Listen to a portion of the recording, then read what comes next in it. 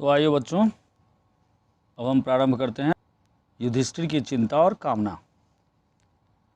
दुर्योधन को अर्जुन का पीछा करते देख कर पांडव सेना ने शत्रुओं पर और भी जोर का हमला कर दिया। धृष्टद्युम्न ने सोचा कि जयद्रथ की रक्षा करने हेतु यदि द्रोण भी चले गए तो अनर्थ हो जाएगा। इस कारण द्रोणाचार्य को रोके रखने के इरादे से उसने द्रोण पर लगातार आक्रमण जारी रखा। धृष्टद्युम्न की इस चाल के कारण कौरव सेना 3 हिस्सों में बंटकर कमजोर पड़ गई। इतने में धृष्टद्युम्न उछलकर द्रोणाचार्य के रथ पर जा चढ़ा और विक्षिप्त सा होकर द्रोण पर वार करने लगा। धृष्टद्युम्न का हमला जारी रहा। अंत में द्रोण ने क्रोध में आकर एक अत्यधिक पैना बाण चलाया। वह पांचाल कुमार के प्राण ही ले लेता यदि सात्विकी का बाण उसे बीच में ही पुनः न काट देता। अचानक सात्विकी के बाण रोक लेने पर द्रोण का ध्यान उसकी ओर चला गया। इसी बीच पांचाल सेना के रथ सवार धृष्टद्युम्न को वहां से हटा ले गए, परंतु सात्विक भी कोई मामूली वीर नहीं था। पांडव सेना के सबसे चतुर योद्धाओं में उसका स्थान था।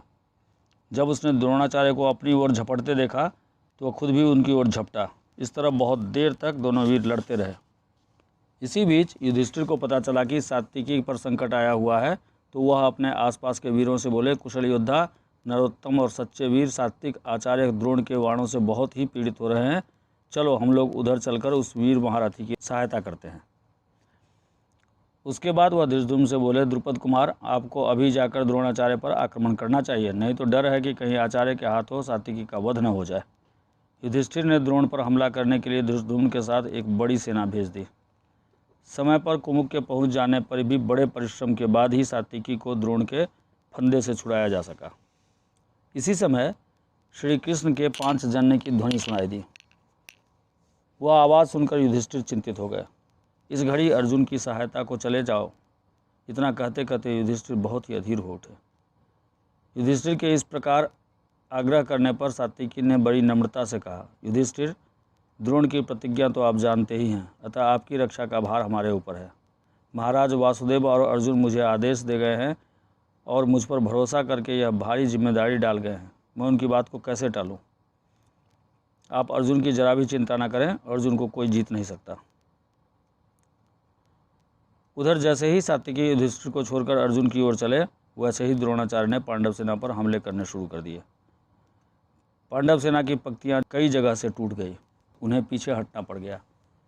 यह देखकर युधिष्ठिर बड़े चिंतित हो उठे और बोले, भीम, मेरा कहा मानो तो तुम भी अर्जुन के पास चले जाओ और सात्विकी तथा अर्जुन का हालचाल मालूम करो। उसके लिए जो कुछ करना जरूरी हो वह करके वापस आकर मुझे सूचना दो। मेरा कहना मानकर ही सात्विकी अर्जुन की सहायता को कौरव सेना से युद्ध करता हुआ गया है। यदि तुम उनको कुशलपूर्वक पाओ तो सिंहनाद करना, मैं समझ लूँगा कि सब कुशल है।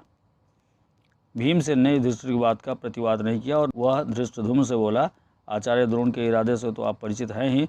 किसी न किसी तरह भ्राता युधिष्ठिर को जीवित पकड़ने का उनका प्रण है। राजा की रक्षा करना ही हमारा प्रथम कर्तव्य है। जब वह स्वयं मुझे जाने की आज्ञा दे रहे हैं तो उसका भी पालन करना मेरा धर्म हो जाता है। इस कारण भ्राता युधिष्ठिर को आपके ही भरोसे पर छोड़कर जा रहा हूँ।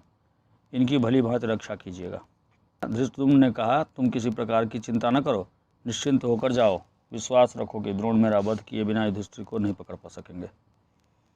आचार्य द्रोण के जन्म के बैरी धृष्टद्युम्न के इस प्रकार विश्वास दिलाने पर भीम निश्चिंत होकर तेजी से अर्जुन की तरफ चल दिया।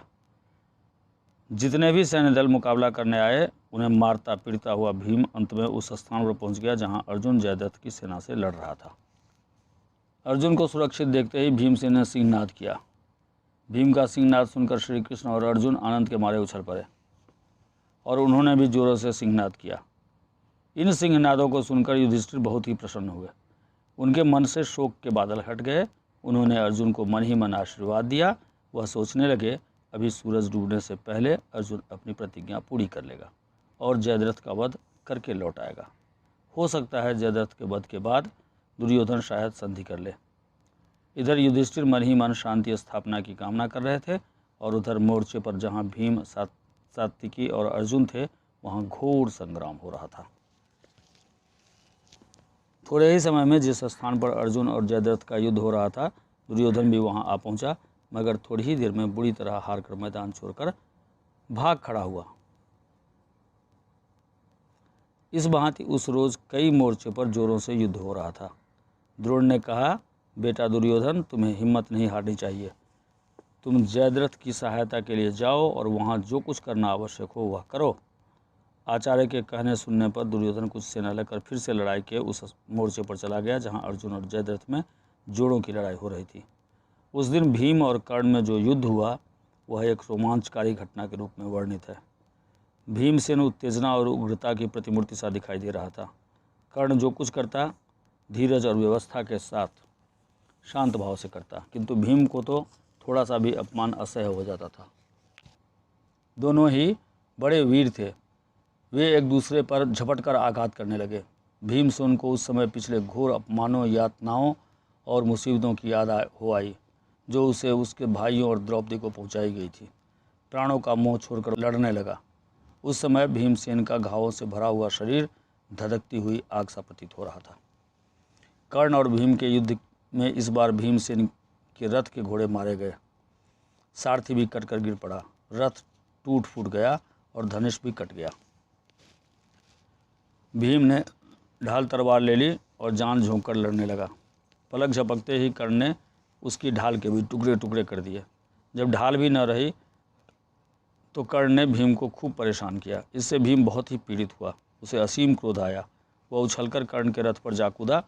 कर्ण ने रथ के ध्वज स्तंभ की आड़ लेकर भीमसेन की झपट से अपने को बचा लिया। भीम नीचे जमीन पर कूद पड़ा और विलक्षण युद्ध करने लगा। मैदान में जो रथ के पहिए, घोड़े, हाथी आदि पड़े हुए थे उन्हीं को उठा उठाकर वह कर्ण पर फेंकता गया, जिससे उसे क्षण भर भी आराम न मिल पाया। उस समय कर्ण चाहता तो वह भीम को आसानी से मार सकता था, पर निहत्थे भीम को उसने मारना नहीं चाहा।